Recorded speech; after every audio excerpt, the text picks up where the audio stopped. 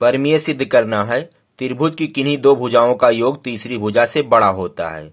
किसी भी त्रिभुज में अगर दो भुजाओं का योग किया जाए तो तीसरी से बड़ा होता है। ये हमें सिद्ध करके दिखाना है। जैसे यहाँ पे एक त्रिभुज दिया गया है ABC। इस त्रिभुज में अगर हम AB भुजा और BC भुजा को जोड़ें तो वो AC से बड़ा होगा।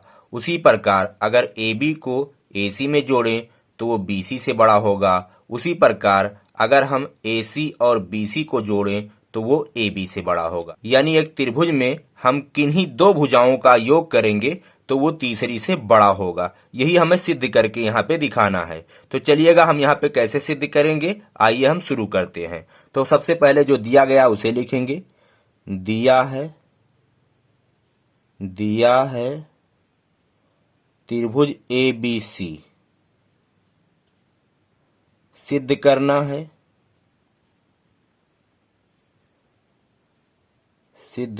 है।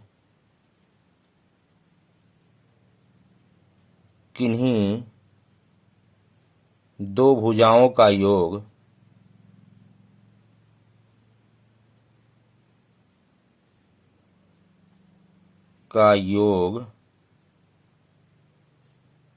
तीसरी भुजा से बड़ा होता है। तीसरी भुजा से बड़ा होता है।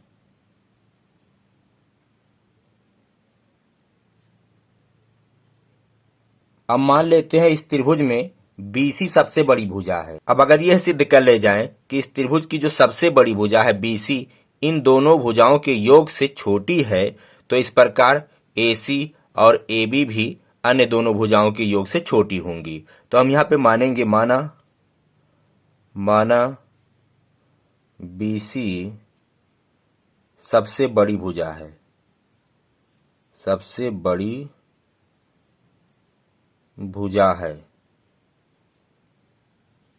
अब हम ये सिद्ध कर ले जाएं कि AB प्लस AC इन दोनों का योग BC से बड़ा है।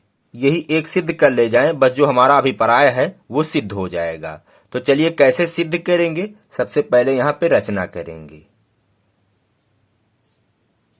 चलिए आइए रचना कर लेते हैं। तो हमने यहाँ पे रचना कर लिया है। ये जो AB भुजा थी उसको इस प्रकार बढ़ाया है D तक कि ये जो AD दूरी है वो AC के बराबर है, और उसके बाद में D को C से मिला लिया है। तो यहाँ पे लिखेंगे AB भुजा को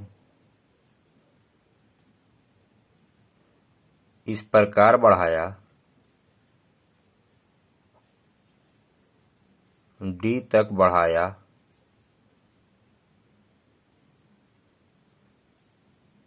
कि AD बराबर AC और D को C से मिलाया।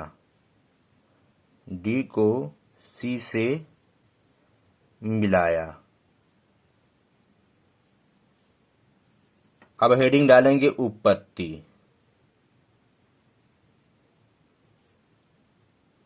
त्रिभुज ACD में AD बराबर है AC के। रचना से अभी रचना किया गया है।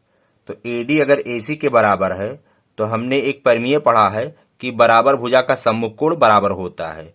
तो ये वाला कोण इसके बराबर होगा। ये भुजा इसके बराबर है तो इनके सम्मुख कोण भी बराबर होंगे। अब इस भुजा का सम्मुख कोण ये है, इस वाली भुजा का सम्मुख कोण ये है। चलिए इसको मानते हैं 1, इसको मानते हैं कोण 2। तो कोण 1 बराबर कोण 2।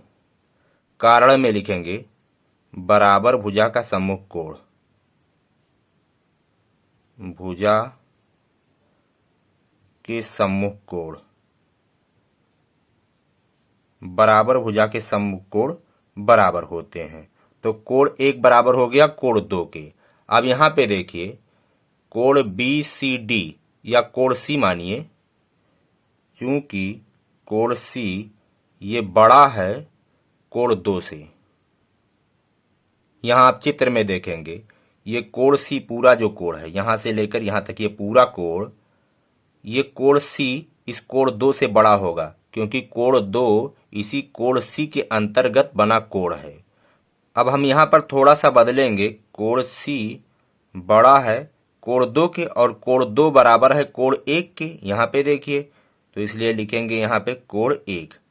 अब हमने एक परिमेय पढ़ा था कि बड़े कोण की सम्मुख भुजा बड़ी होती है, तो बड़ा कोण कौन है? कोण सी है और कोण सी की सम्मुख भुजा BD है। ये कोण सी की सम्मुख भुजा BD है, तो BD बड़ी होगी।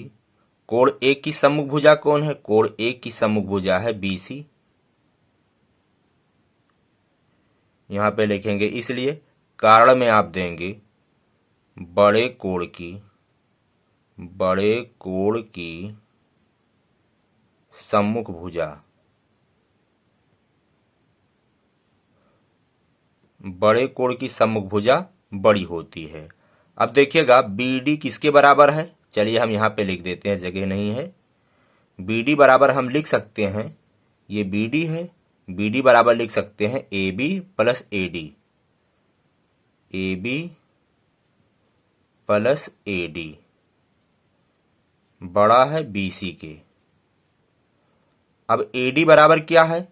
AD जो है वो बराबर है AC के, तो AB प्लस AC, AD के जगह पर हमने AC लिख दिया, बड़ा है BC के। और देखिएगा हमें क्या सिद्ध करना था? यही सिद्ध करना था। आ गया, तो इस तरह से प्रूव्ड हो गया। इसी प्रकार इस त्रिभुज में आप किन्हीं दो भुजाओं का योग करेंगे तो वो तीसरी भुजा से बड़ी होगी।